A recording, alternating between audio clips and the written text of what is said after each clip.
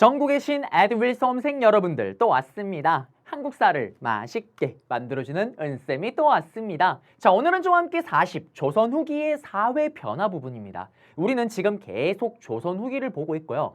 이 조선 후기의 사회 변화 같은 경우는 여기를 가지고 단독으로 출제를 할 수도 있지만 우리가 지난 시간 앞에 봤던 조선 후기 경제와 묶어서 같이 내기도 하고요.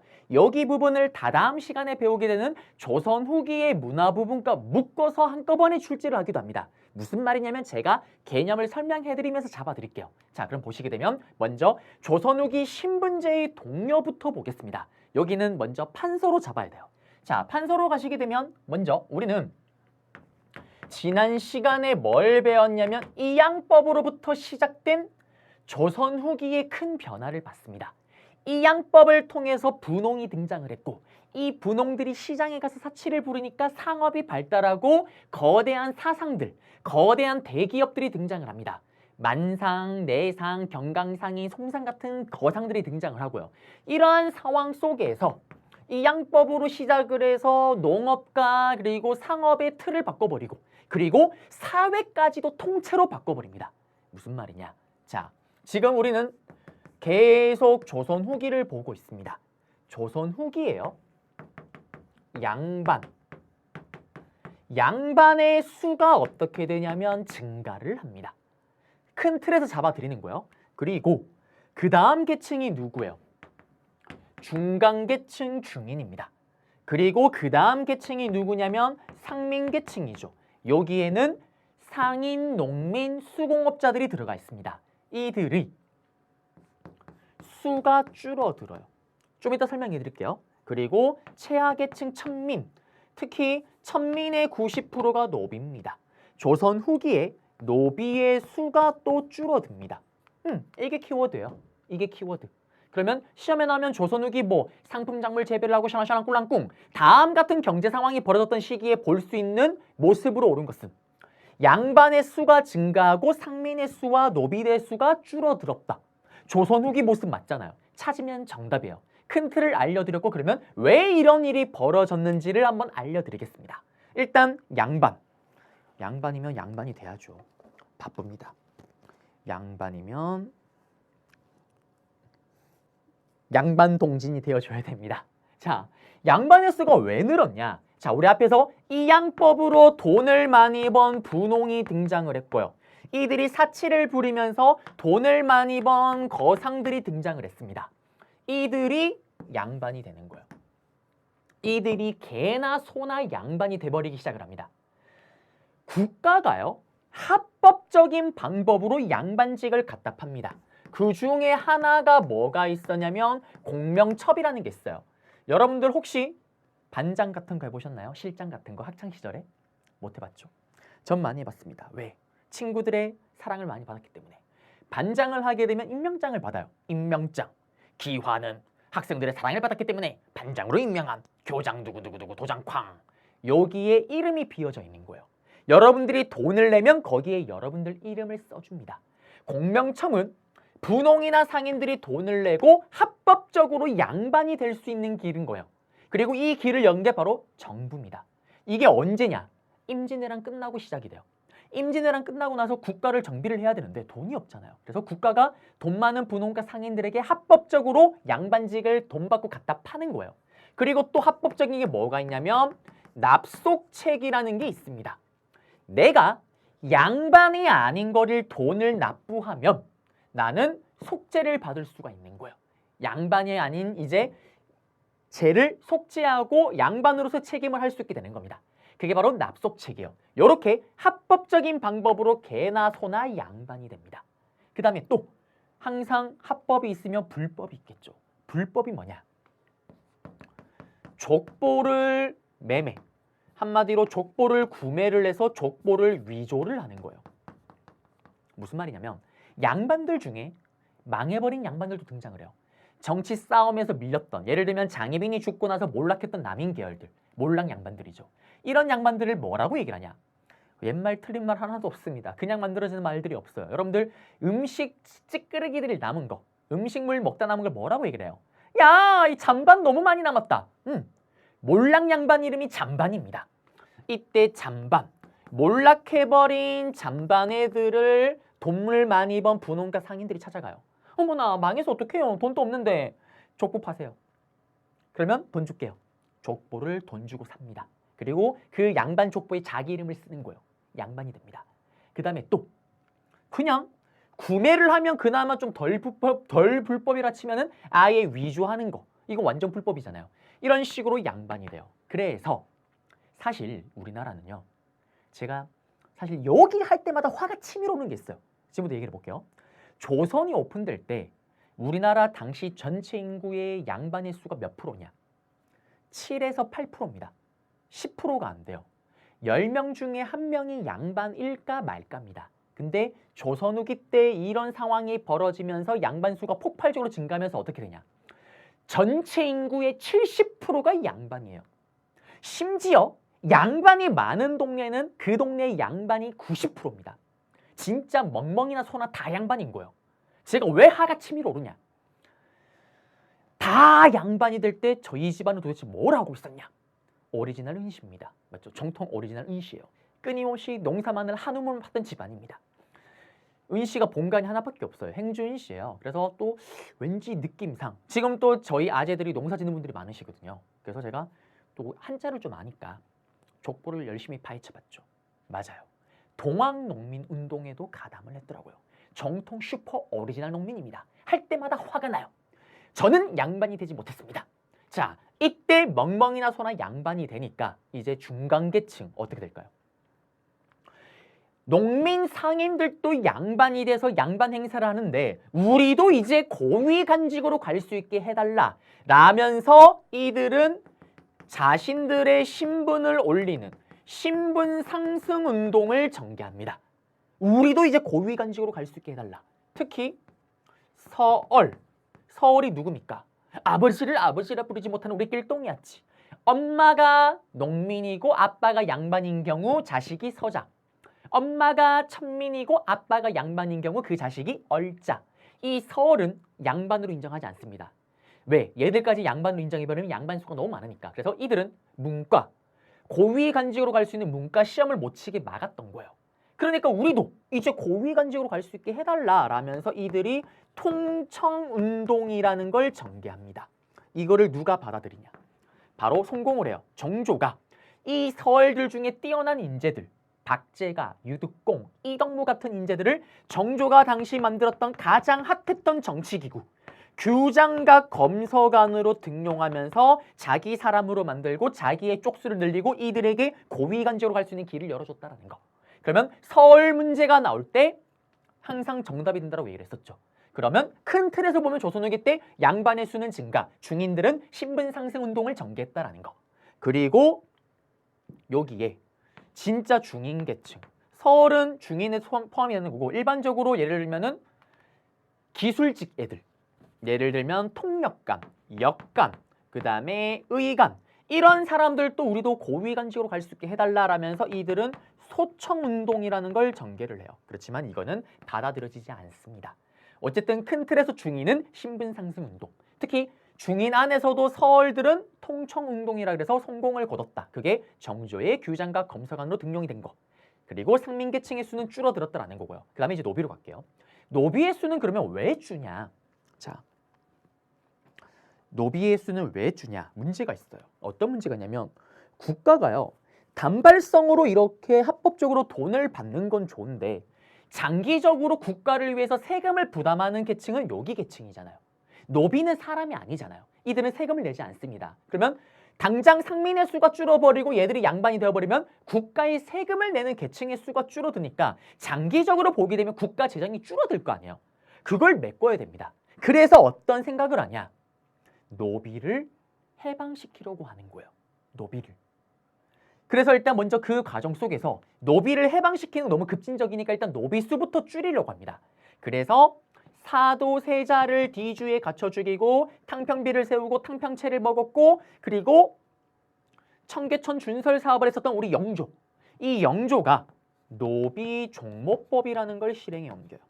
이게 뭐냐면 노비의 종자는 어미모, 엄마의 씨앗을 따라간다라는 거예요. 무슨 말이냐면 영조 이전에는 일천즉천법이라 그래서 예를 들면 엄마가 천민이고 아빠가 농민인 경우 자식은 어떻게 될까요? 무조건 노비예요. 반대로 아빠가 노비고 엄마가 농민인 경우 그 자식은 무조건 노비입니다. 일천즉천. 한 명이 둘 중에 한 명이 천민이면 그 자식은 무조건 천민인 거예요.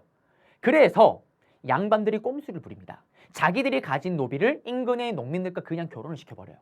그러면 그 사이에서 놓은 자식은 나의 노비가 되는 거 아니에요. 영조가 어떻게 하냐? 노비의 종자. 쉽게 말하면 노비가 만약에 엄마를 따라가는 거예요. 엄마가 만약에 농민이다. 그러면 아빠가 천민이라도 자식은 농민이 되는 거예요. 당장 노비의 수가 폭발적으로 줄진 않겠지만 어쨌든 이런 정책을 펼치게 되면 점차적으로 노비의 수가 줄어들긴 줄어들겠죠.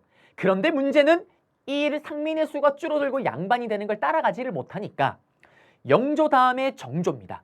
정조가 죽고 나서 누구냐면 정조의 아들이었던 순조가 즉위를 해요.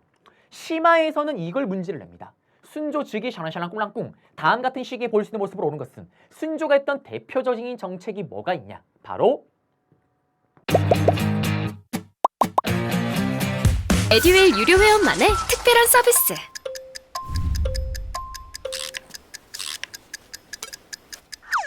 하치하차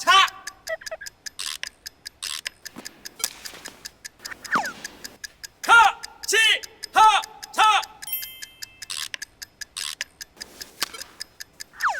정답! 같이 하자 친구야 에듀윌 유료 회원!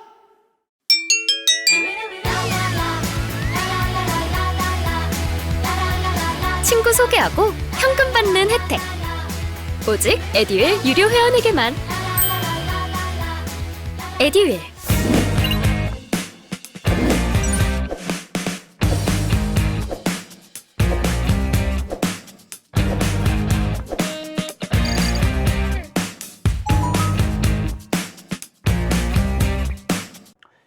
공노비. 개인이 가진 노비는 절대 해방을 못 시킬 거 아니에요. 그래서 국가 소속의 공공기관의 노비 6만 6천여 명을 해방시켜버립니다. 6만 6천여 명을 해방시켜버려요. 그게 순조 때 일입니다. 그러면 순조 때 공노비 샤랑샤랑 꿍랑꿍 다음 같은 사건이 벌어졌던 즉위했던 왕 또는 즉위했던 시기에 볼 수 있는 모습으로 오는 것을 했을 때 다음 시간에 배우겠지만 천주교 사건이 또 순조 때 터진 하는 사건이 있어요. 박해 사건이. 그게 정답으로 들어갈 거예요. 그때 제가 다시 한번 언급해드리겠습니다. 지금은 순조 때 공노비 해방. 자, 그런데도 불구하고 보세요. 노비 수는 줄어드는 거예요. 무슨 말이냐면 이렇게 국가 소속의 노비를 해방시켜서 6만 6천여 명을 농민으로 만들었음에도 불구하고 이들 숫자보다 훨씬 많은 사람들이 양반이 되는 거예요. 수학이잖아요. 그러니까 여기를 아무리 줄여도 여기 있는 수가 여기 줄인 수, 여기 올라가는 수보다 훨씬 많은 수가 양반이 되니까 전체 틀에서 보게 되면 양반의 수는 증가하고 상민의 수도 줄어들고 노비의 수도 줄어드는 거예요. 그리고 중인은 신분 상승 운동을 전개했다라는 거. 끝났습니다. 다 했어요. 다 했습니다. 그러면 이제 여기 PPT로 한번 가볼게요. 보시면은 양반은 절대적인 수의 증가 그리고 양반층이 쪼개져요. 쪼개지는 게 뭐냐면은 권력을 지닌 양반, 중앙에서 모든 권력을 차지한 거. 그리고 각 지역 향촌사회 양반들 중에 잘 나가는 양반, 망해버린 찌끄레기 양반, 잔반. 그리고 서울 중인계층은 신분 상승 운동인데 특히 서울은 허통상속. 그 다음에 납속책 등을 통해서 관직에 진출했고요. 그 다음에 중인계층, 진정한 중인들, 흔히 말하는 기술직이죠. 기술직, 통역관들, 의관들, 그 다음에 별자리 계산하는 사람들, 이런 사람들. 이들도 재산가, 실무 경험을 바탕으로 신분 상승을 추구해요. 쩔쩡 때 소총운동을 전개하지만 실패로 끝납니다. 여기는 받아들여졌고요. 그리고 농민, 상인, 수공업자. 이 양법으로 농민층이 분화되고요. 그리고 이들 같은 경우는 합법과 불법적인 방법으로 합법은 공명척, 납속책, 불법은 족보 구매, 족보 위조. 그리고 노비. 그러면서 여기 수는 줄어들고요. 다 양반이 되니까. 그 다음에 노비의 수는 또 줄어듭니다. 왜? 일단 영조가 국가 차원에서 노비 수를 줄이려고 하고 아예 순조 때는 국가 소속의 노비 6만 6천여 명을 해방시켜버립니다. 그리고 여러분들이 심하니까 아셔야 되는데 이러한 노비를 관리하는 관청이 있어요. 그 관청이 장례원입니다. 요거는 선지로 한 번씩 들어갈 때가 있어요. 그래서 장례원 어쩌고 저쩌고 하면은 아하, 노비 문서를 관리하고 노비와 관련된 소송을 담당하는 관청 부서구나라고 생각하시면 됩니다. 그리고 이때 노비들이 이렇게 합법적으로 해방을 시켜주기도 하지만 도망도 많이 가요. 무슨 말이냐면 예전에는 노비들이 도망을 가면 먹고 살 길이 막막한 거예요. 그래서 그냥 양반집에 붙어 있었더라면 이제는 그냥 도망갑니다. 왜? 도망가도 이제는 먹고 살 길이 있는 거예요. 그냥 상업이 발달하니까 시장에 가서 택배업하면 돼요.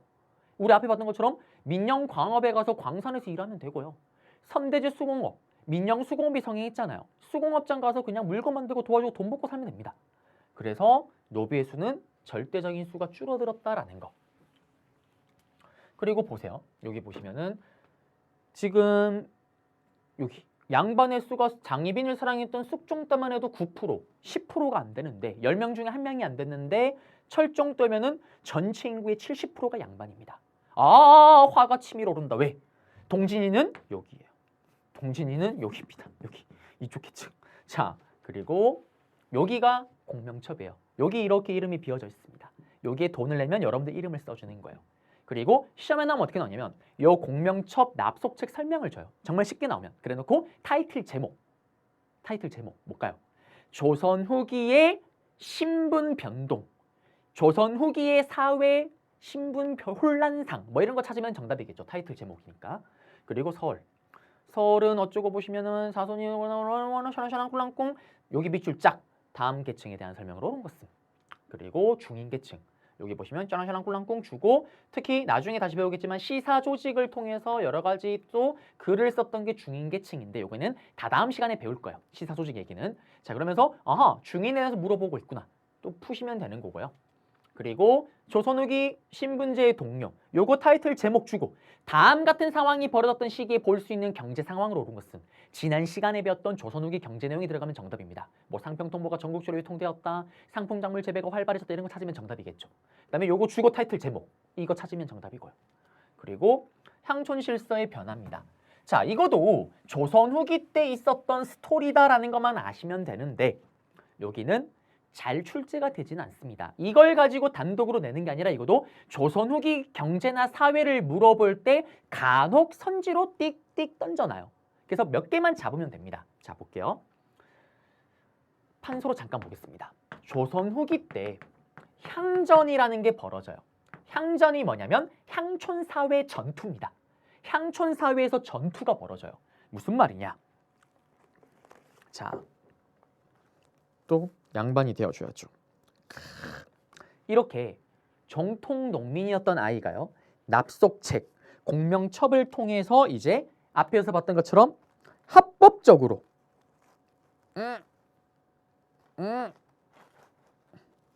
그래요.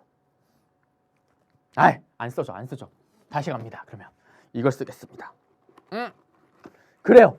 합법적으로 양반이 됩니다. 그러면 합법적으로 이렇게 양반 또는 불법적으로 양반이 된 애들, 새롭게 양반이 된 애들을 신향이라고 불러요. 새로운 향촌사회의 양반입니다. 그러면 원래부터 있던 양반들 있잖아요. 정통 오리지널 양반. 그들을 구닥다리 양반 구향이라고 얘기를 해요. 얘 둘이 한판 붙는 거예요. 그게 향전입니다. 얘들은 빵당하겠죠. 분명히 어제 나한테 채소 팔던 애가 갑자기 자기 양반이래. 분명히 어제 나한테 물건 갖다 팔던 애가 갑자기 양반이래. 니들이 무슨 양반인데? 아닌데 내가 양반인데 둘이 싸웁니다. 그러면 이거를 누군가가 판결을 내려줘야 될 거 아니에요. 자, 고래 싸움에 새우가 등이 터지는 게 아니라 새우가 춤바람이 나는 일이 생깁니다. 덩실덩실 춤을 춰요. 무슨 말이냐? 이때 수령, 한마디로 사또의 권한이 향전의 결과 조선 후기 때 강화됩니다. 왜? 둘이 싸우면 누군가가 이걸 판결을 내려야 될 거 아니에요. 그 판결을 누가 내리겠어요? 지방의 사또가 내리는 거예요. 그러면 사또는 누구 편을 들까요? 돈 앞에 장사 없습니다. 그러면서 구양이 밀리기 시작을 하는 거예요. 그러자 구양이 어떻게 할까요? 자기들의 원래 입지를 지방에서 다지기 위해서 오리지널 슈퍼 양반이다. 우리는 니들 같은 짝퉁 양반과는 다르다. 라면서 이들에 대한 대응으로 자기들의 족보를 새로 만들어요. 그 다음에 청금록. 요거는 뭐냐면 유생들 명단이에요. 그 다음에 향안. 향촌사회 양반들 명단입니다. 이런 것들을 제작하고 양반들끼리 다시 자기들끼리 모여 살게 되는 동종 마을 등을 만들어요. 그 다음에 자기 높은 뛰어난 조상님들을 모시는 사후나 서원들도 설립을 합니다. 이런 상황 속에서 관리들의 권한은 자꾸 강화되는 거예요. 왜? 둘이 싸우면 싸울수록 얘가 판결을 내려야 되니까. 끝났습니다. 그리고 한편 이 새로운 신향은 어떻게 할까요? 이 향촌사회 양반들이 모이는 회의기구가 있어요. 그게 향회입니다. 이거를 이들이 장악해 나가는 거예요. 그러니까 이거에 맞서서 이들이 이런 저항을 했던 거고요. 이게 조선 후기 때 상황이다라는 거. 끝났습니다. PPT로 가볼게요. PPT로 가게 되면은 여기 향존, 기존의 구양가 새롭게 신양이 붙는 거예요. 그리고 돈을 많이 번, 구양이 아니고 신양들이 정치 참여를 하려고 합니다. 지방에. 그러면서 향 안에 양반 명단 리스트에 자기 이름을 쓰고 양반 모임, 회의를 자기들이 장악하고요. 그리고 정책에도 적극 참여를 하려고 합니다. 그러자 여기에 구양이 저항을 이런 식으로 저항을 했다라고 얘기를 했죠. 그리고 둘의 싸움 속에서 지방 사토가 신이 납니다. 끝났습니다. 그리고 가족 혼인 제도의 변화예요. 자, 여기는 딴따라단 딴따라단딴 앞에서 이미 했죠. 기억나세요? 고려 시대 때는 지금 조선과는 다르게 여성의 지위가 강했다라고 얘기를 했습니다. 남자나 여성이나 지위의 차이가 크게 없고 차별이 거의 없다라고 얘기를 했어요. 그래서 시험에는 고려 시대의 여성의 지위를 물어보는 문제가 나오고 그때 오답으로 조선 후기 때 이 상황들이 우리가 알고 있는 가부장적인 남자의 권한과 지위가 엄청나게 강한 이게 오답으로 들어간다라고 얘기를 했습니다. 지금도 마찬가지예요. 이거를 단독으로 낸다기보다는 이거는 선지로 들어갈 거예요. 고려시대 여성의 지위가 나올 때. 자, 그러면 고려가 망하고 조선이 오픈할 때까지만 해도 아직까지는 여성의 지위가 강합니다. 그래서 조선 초기 때까지는 여전히 고려시대와 마찬가지로 남자가 여자 집에 살기도 하고요. 상속도 남자 여자 균등하게 받고요. 제사도 돌아가면서 제사를 지내요. 남자 여자 구분 없이. 첫째 둘째 구분 없이. 그러다가 성리학이 자리가 ทึ 잡히는 조선 중기부터 우리가 알고 있는 남성의 지위와 여성의 지위가 나옵니다. 남자 몰빵이에요. 바로 특히 첫째 아들 몰빵입니다. 가부장적인 모습이 나오죠. 부계 위주. 족보도 무조건 아들부터 쓰고 딸이 먼저 태어나면 딸은 쓰지 않습니다. 그리고 남자가 없으면 어떻게 되냐? 그 집은 망하는 거예요. 그래서 양자라도 무조건 데려와야 됩니다. 그리고 성리학적 윤리 강조하는 거고 친령제도가 뭐냐면 그때도 예전에도 얘기를 했지만 출가 외임. 여자가 결혼을 하면 나가면 완전 남 사람이다. 이제 우리 집 사람이 아니다. 흔히 조선시대 때는 결혼하게 되면 여자가 시집을 가게 되면 시월대로 가서 죽을 때까지 나오지를 못하죠. 그겁니다. 친령제도. 그 다음에 부인과 첩이 구분이 엄격하고요. 그리고 여성의 지위가 약했기 때문에 여성의 재혼이 금지가 됩니다. 그리고 만약 하나 재혼을 했다. 그러면은 재혼해서 놓은 자식은 죽을 때까지 과거 시험을 치르지를 못했다라는 거. 그리고 첫째 아들 몰빵, 장남 위주의 상속. 장남이 모든 재산을 몰빵받기 때문에 당연히 재산은 누구만이? 장남만이 지낼 수가 있습니다. 그래서 여기네요. 그래서 여기는 이걸 단독으로 내진 않고 고려시대의 오답으로 들어갈 거다라는 거. 네. 끝났습니다. 그래서 조선 후기의 사회 변화, 사회 변동 얘기 해드렸고요. 앞에 경제 부분과 연동을 해서 같이 잡아야 됩니다. 그래서 제가 그렇게 정리를 해드렸고요. 자, 그러면 저는 또 다음 강좌에서 여러분들을 찾아뵙도록 하겠습니다.